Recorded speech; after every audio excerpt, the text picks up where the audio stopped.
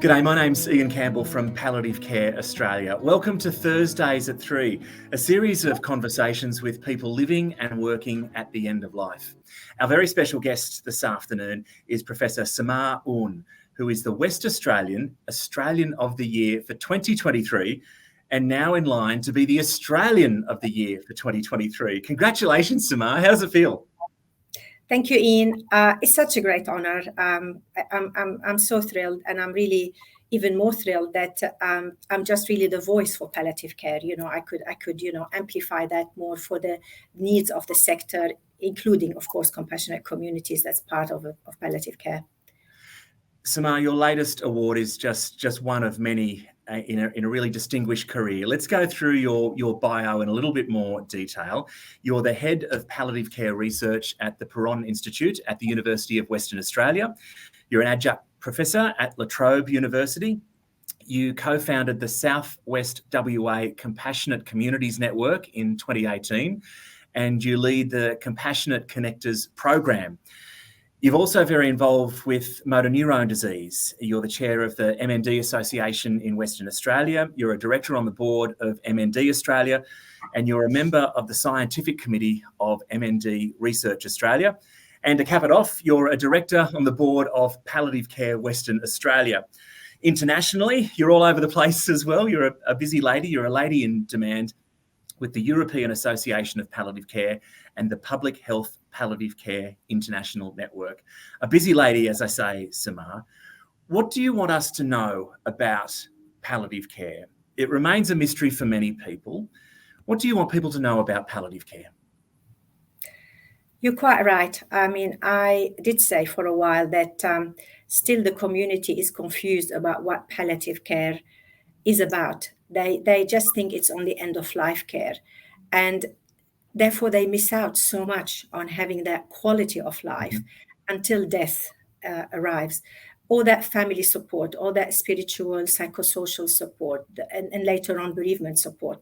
But again, this is ad hoc for palliative care services. I mean, they're doing a fantastic job with symptom management and the clinical care, and it's not quite consistent. All the other holistic care that palliative care is about. And hence why my interest as a non-clinician in the compassionate communities approach to care, and what led me to actually trial this Compassionate Communities Connectors program for end-of-life care in conjunction with health services. The community can't do it alone, and the health services can't do it alone. It's a partnership that needs to go to improve quality of care, quality of life, and quality of death. So my aim, and the aim of a lot in this field, is to have palliative care accessible to everyone and everywhere. And I guess my work with motor neuron disease, it what led me more to do more work in this field. Sorry. See, you're a lady in demand. Everyone wants to talk to you. I should have put it on silent. Sorry. You're right. No worries. So motor neuron disease, which is an absolute death sentence from the start. Unfortunately, there's still no cure, or treatment. But a lot of work is being done in this space, and we're hoping, for something to happen in the near future. But I just noticed, when I started research in the palliative care field, that there are really such underserved population, along with other neurodegenerative disease, and now, of course, dementia as well. And I felt they are missing out on so much of good quality of life until death comes. But again, you get palliative care health professionals saying, well, we can't cope with every life-limiting illness. And again, these are the specialist palliative care services. And hence my whole then focus became on the palliative approach to care. It's about how all generalist health professionals can apply the palliative approach to care, and how the community can do that as well. And hence, until we have the community as an equal partner in delivering this support, we're not going to move any further, or the community is going to understand more what palliative care is about.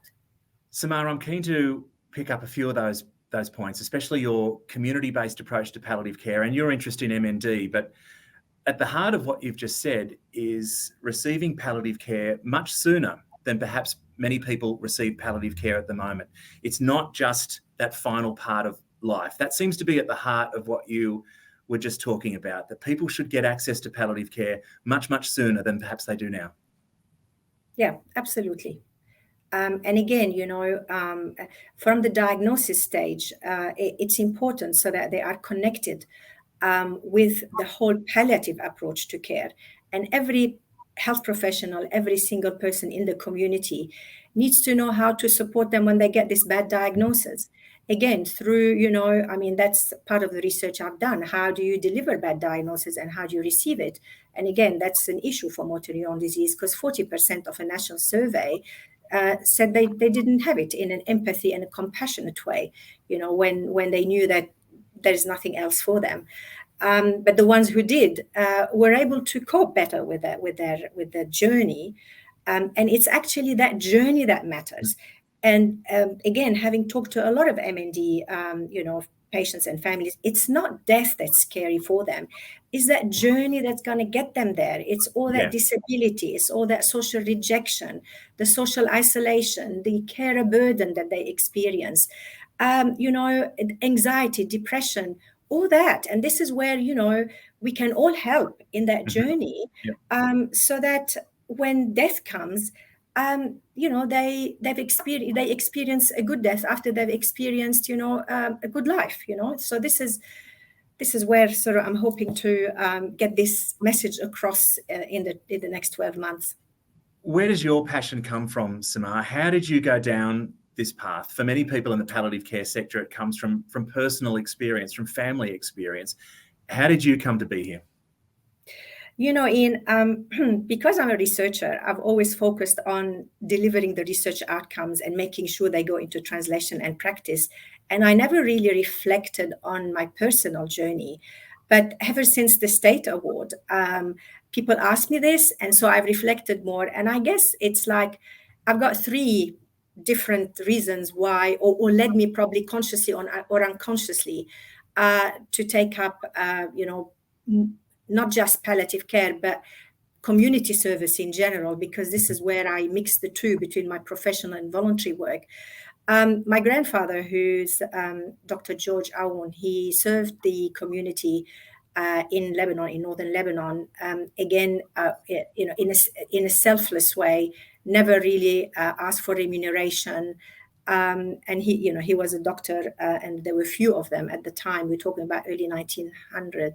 So when he died, the Lebanese Republic acknowledged his services with a medal, which basically that's the one I've offered to the museum in Canberra, because each finalist had to offer an object so that it's exhibited in the museum, and then it'll do the tour. And I thought, what a marvelous opportunity. It's just hanging, on my display, but to have, everyone see it now after so many years, that's fantastic.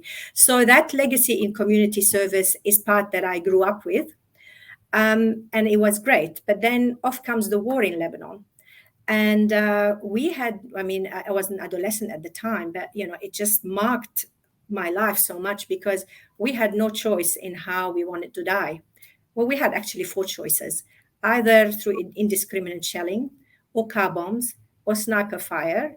And if you happen to step into an area where it's not of your religious affiliation, well, that's your fate sealed anyway. Mm-hmm. So we faced our mortality every minute, of the day. We just didn't have a normal life, a normal death, couldn't think of anything apart from surviving. And then, of course, fast forward, we came to Australia, which is fantastic, in 1992 after a stint in the UK, where, I did my PhD and my kids were born there. So again, I was asked to join a palliative care team coming from a public health background. And that was great. I mean, as you know, there is this international movement of public health palliative care, who at the time I didn't know it existed. So when I was asked to be part of, a palliative care team, and I loved working, with them and carried on, and started work in particular in bereavement support. And in the midst of all that, well, really at the start of all that work, my father died in 2012. And I got the message really like a day before Australia Day. I still remember this, but I had a meeting at work with some health professionals. So I rang to say, look, sorry, I can't come, told the secretary to let the participants. That's the reason I really need to book my flight, because it's got to be done within 3 days, the whole, burial thing in our sort of customs. So anyway, I booked my flight and everything, and I went back to the meeting that was still running.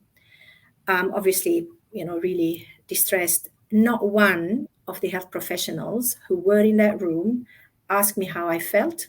Really? Nothing. They just carried on with the meeting as if I'm okay, They were scared to ask, were they? Is that the Yes. assumption you've made? Mm-hmm. This really has left me with, okay, we need to do better. I needed support. I mean, just a nice word at the time, not more than this, but nothing. And they were all health professionals. Mm-hmm. And then I was off on the plane on Australia Day.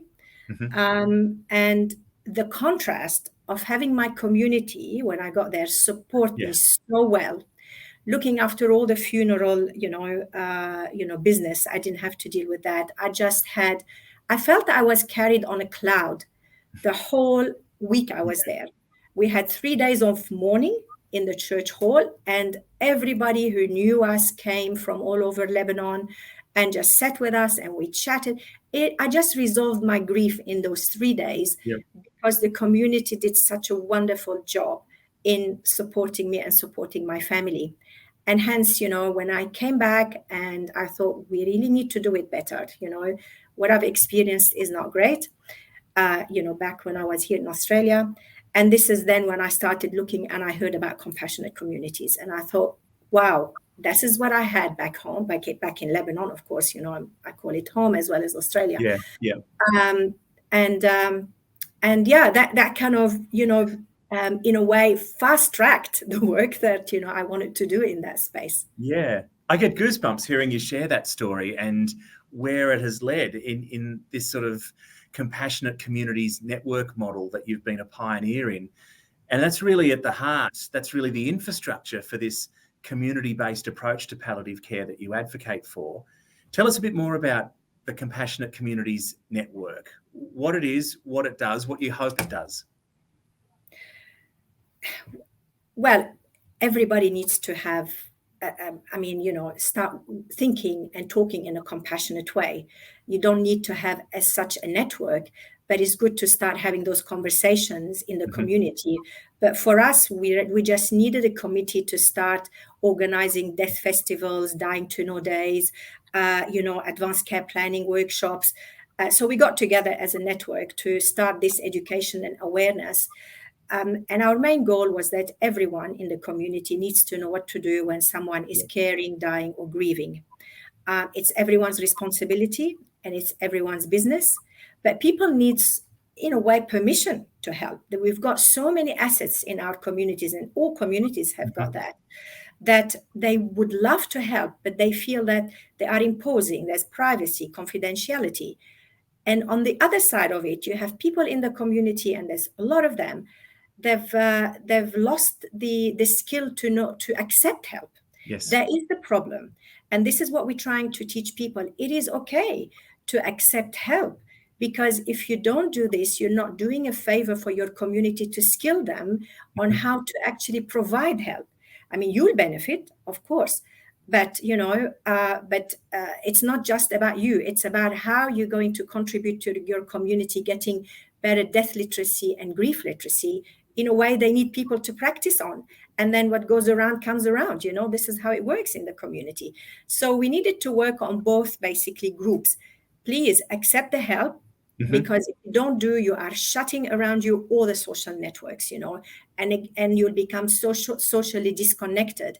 And this is what we proved in the Connectors program, is that when the Connectors, who are wonderful volunteers with plenty of lived experience, when they started going to people's home and offering that social and practical support and seeing who in their inner circles can help them, and if they didn't have inner circles, outer circles, or the community in general, And we managed to double the amount of networks around these families in a that would be sustainable, because they made friends. This is part now of who they know, part who they can ask for help.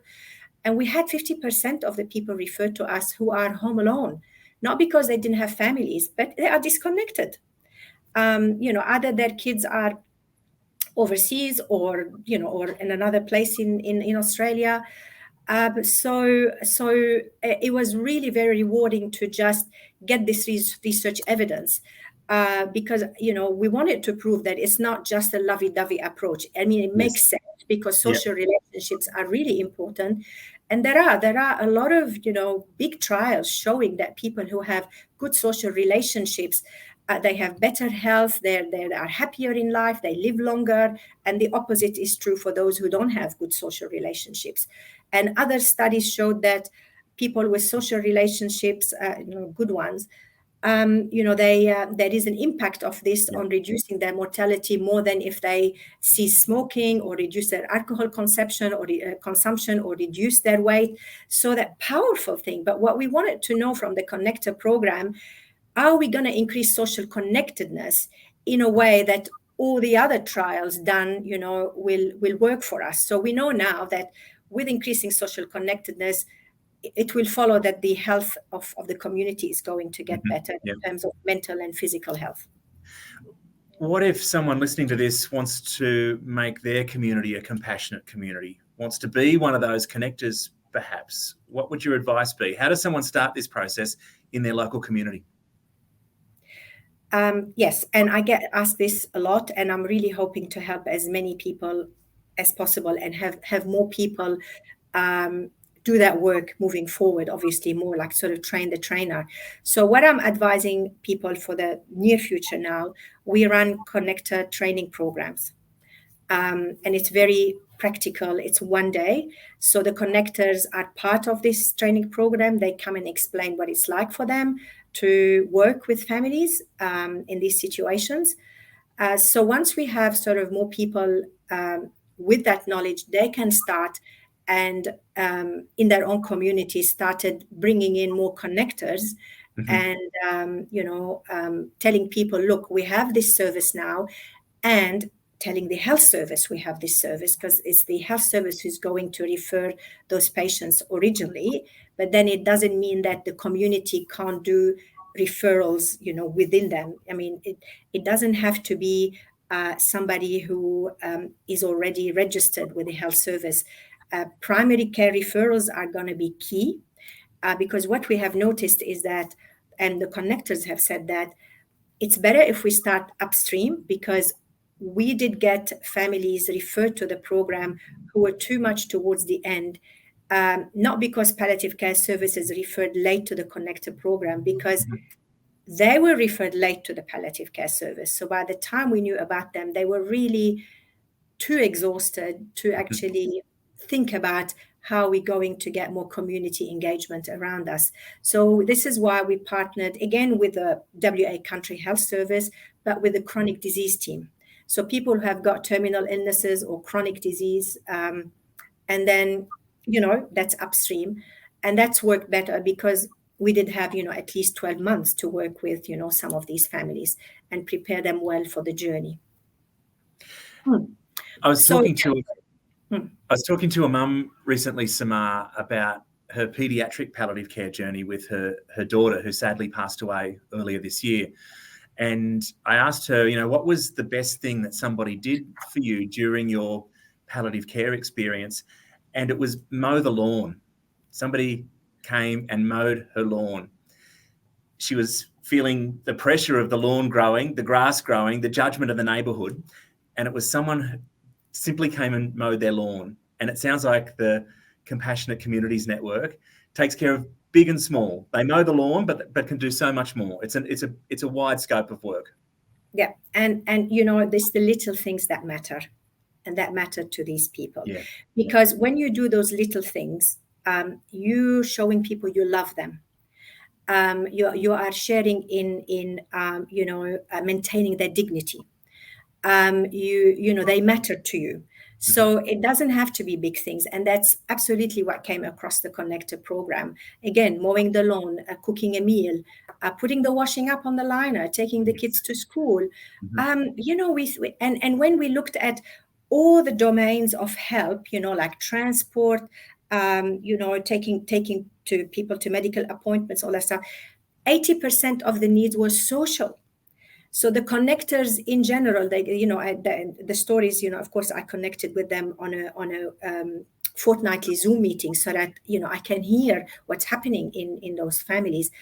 And most of the time they tell them, we don't need help. We just want people to come and talk to us and have a cuppa with us. Yeah. That's it. I'll put some more information about compassionate communities with the video so that people can follow the links and find out some more and perhaps bring this to their own community. Samar, I'm keen to pick up on your migrant story. It's such a part of what we celebrate on Australia Day, Australia's multicultural heritage.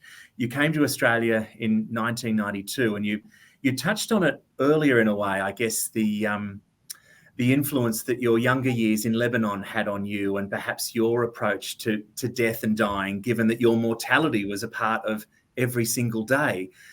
What's the backstory? How did you get to Australia? Was it as simple as fleeing war that you pointed to before? Yes, I suppose so. By the time my husband and I did our you know, studies in the UK and had the kids, it was still not a safe country to go back to and raise those kids, because both my husband and I, we were traumatized, you know, having lived there through our adolescence and early years, and we didn't want our kids to, you know, relive, or us reliving with them, a sad cause. Yeah, so my husband had relatives in Australia who they all visited us in London, and they kept saying, you know, please come to Australia. You know, it's a great place to live, and we did, and it's a great place to live, and it's fantastic. And we're so lucky that we have heard their advice.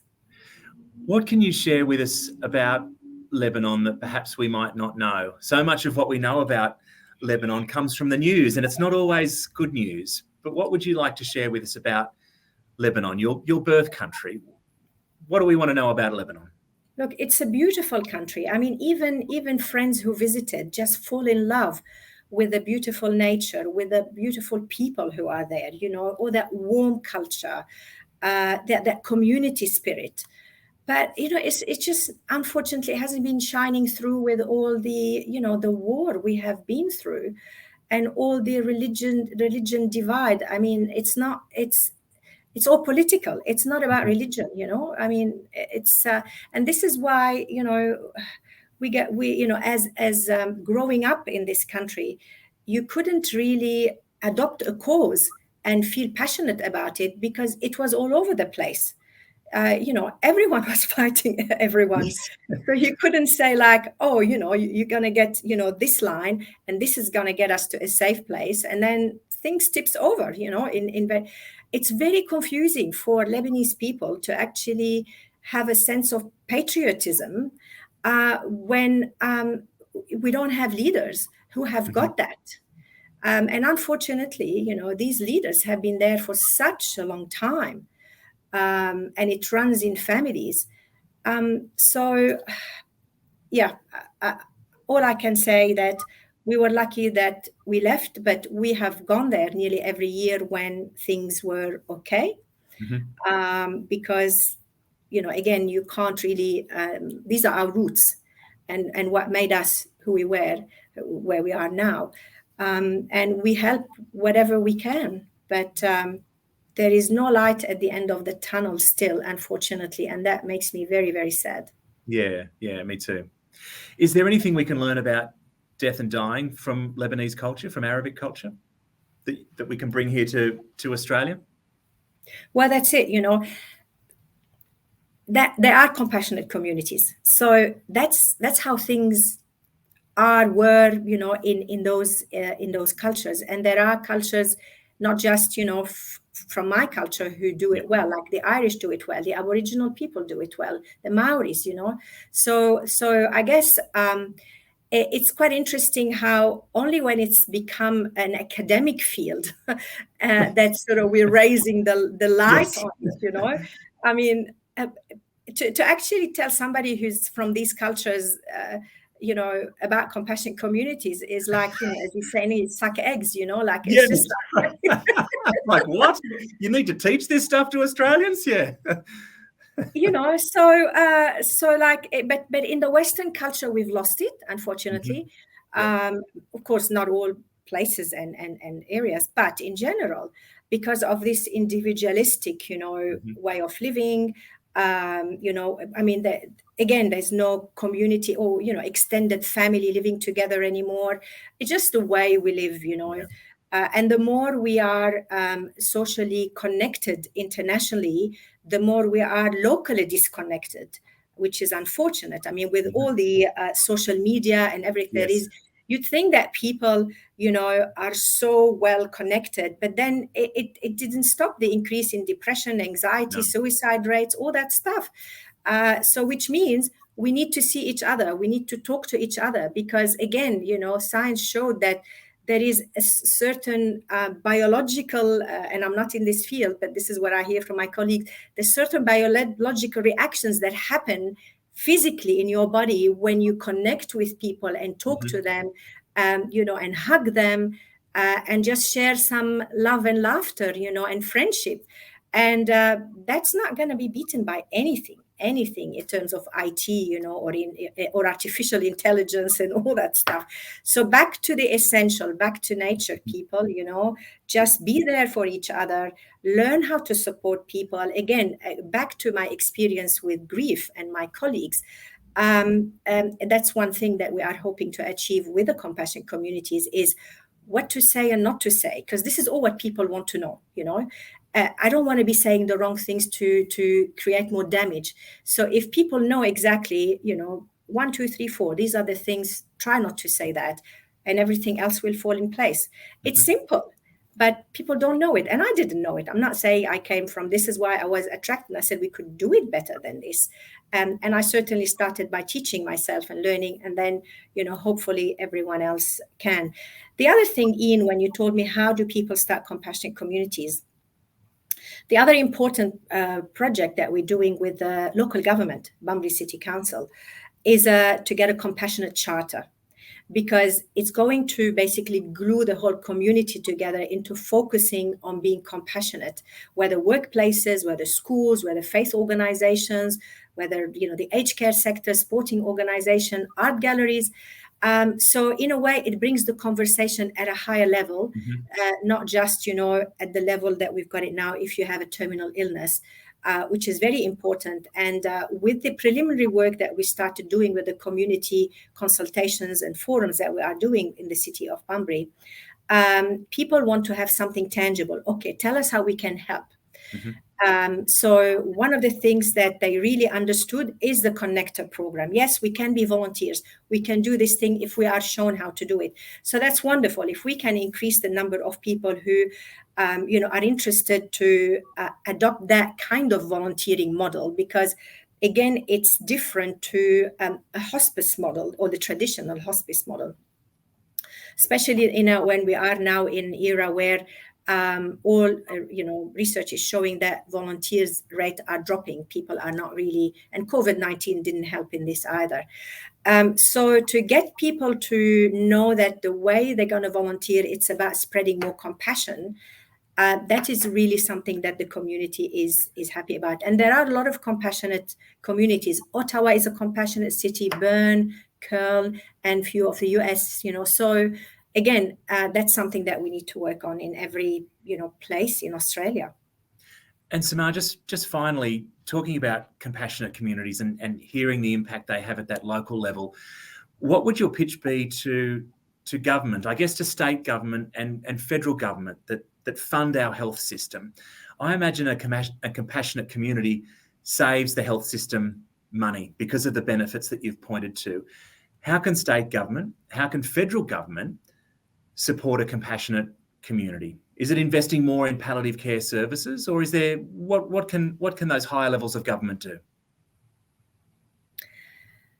That is my next topic of thinking about this, how we go forward from here, because with the way we've done it, it's very volunteers, but people need help even when they are volunteers. People need to be trained. That's the other thing, all that death literacy, grief literacy, you need to get more specialists to help the community with this. So this is at the moment where funding is needed in getting more of these specialist people to help the community, to build the capacity of the community. And of course, they need to be paid. Palliative care services definitely need to be more supported to actually deliver the whole holistic aspects of care, not just clinical care, symptom management, which I said again, they're doing this very well. And the latest review of palliative care services we did in Western Australia from a consumer perspective, and people who have used palliative care services gave their feedback, as well as those who didn't.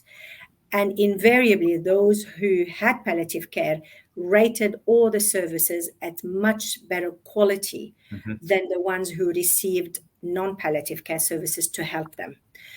So it's a wonderful field, but we need to be able to broaden the scope of palliative care services to be able to be more involved in family care support, in bereavement support, in the spiritual existential support, in the psychosocial support. And this is where the community then will understand better what palliative care is about. It's not just an extension of oncology, some of them think, or it's not really, that doesn't belong, with, only the death part, Yep. So, there is a lot of community awareness. And again, this is where funding needs to be spent. Samar, really appreciate your time and your wisdom today, and how exciting for our sector, the palliative care sector, the health sector, that this Australia Day Award has come along, and you now have this platform to bang this drum on our behalf, on the community's behalf, and try and drive the change, drive the improvement that we all hope for. We'll all be cheering for you come Australia Day. Good luck. We'll all be cheering you on and wishing you well. And we should also mention that another champion of the sector has also been recognised as part of the Australia Day Awards. Teresa Plain from New South Wales has been announced as the New South Wales Senior of the Year, and is in line to be the Australian Senior of the Year, recognising her decades of service as a palliative care nurse, advocate and volunteer. And we wish Teresa really well as well. Thanks so much for your time today, Samara. Wonderful, to have palliative care in the spotlight. Isn't it? Wonderful, yeah. And thank Happy you. Australia Day, Samara. I will feel all the warmth and love on the day as well from all the palliative care community. Thank you.